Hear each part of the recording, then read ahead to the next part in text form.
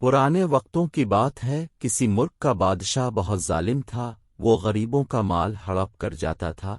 معمول کے مطابق بادشاہ کا دربار سجا ہوا تھا۔ اچانک ایک مداری اپنا بندر لیے دربار میں دوڑتا ہوا داخل ہوا اور چیخنے چلانے لگا۔ دروازے پہ کھڑے دربانوں نے اسے روکنا چاہا مگر وہ سیدھا اندر چلا آیا۔ اسے زبردستی اندر آتے دیکھ کر بادشاہ نے دربانوں کو اسے اندر لانے کا کہا۔ بادشاہ نے اسے پوچھا، تم کون ہو اور کیا چاہتے ہو؟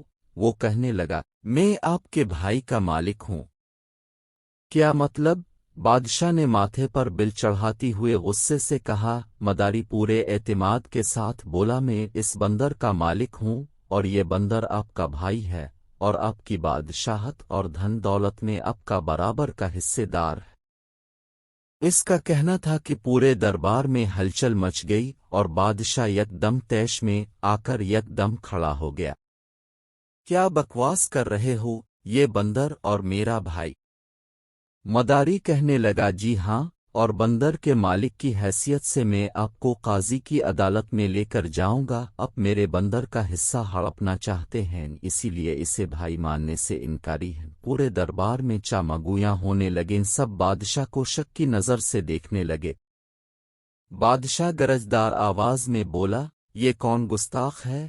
اسے دربار سے باہر نکالا جائے۔ مداری نے بڑی ہوشیاری سے کام لیا اور لوگوں کو مخاطب کرتے ہوئے کہنے لگا، دیکھو لوگو، یہ ہے تمہارا بادشاہ جس کے انصاف کے تم لوگ گن گاتے ہو۔ یہ میرے بندر کا حصہ ہضم کرنے کے لیے ایسا واویلا مچا رہا ہے۔ یہ سننا تھا کہ ایک درباری اٹھا اور کہنے لگا، بادشاہ سلامت، جان کی امان پاؤں تو عرض کروں، اگر آپ سچے ہیں تو آپ کو ڈر کس بات کا؟ آپ قاضی کے سامنے اپنا مقدمہ رکھیے اور دودھ کا دودھ پانی کا پانی ہو جائے گا۔ ساتھ ہی مداری سے مخاطب ہو کر بولا، اگر تم بادشاہ کے بھائی ہو تو اس کا تمہارے پاس کیا ثبوت ہے؟ یہ ثبوت تو میں قاضی کی عدالت میں ہی دوں گا۔ مداری نے جواب دیا۔ پورا دربار اس شخص کی ہاں میں ہاں ملانے لگا۔ بادشاہ پر دباؤ بڑھ گیا اور اسے ان کی بات ماننی پڑی۔ عدالت لگتی ہے۔ مداری اپنی رام کہانی سنانا شروع کرتا ہے۔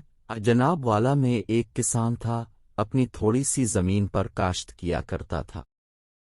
ایک دن ہل چلاتے ہوئے مجھے اپنی زمین سے ایک تھیلی ملی۔ جب میں نے اسے کھولا تو اس میں سے یک دم تیز روشنی نکلی۔ اس میں بہت چمکدار ہیرے تھے جن کی روشنی دور دور تک پھیلتی تھی۔ میں فوراً سے وہ ہیرے گھر لے آیا اور انہیں اپنے گھر میں چھپا دیا، مگر ان کی روشنی کچھ ایسی تھی کہ ہر نئی صبح اس کی روشنی دوگنی ہو جاتی۔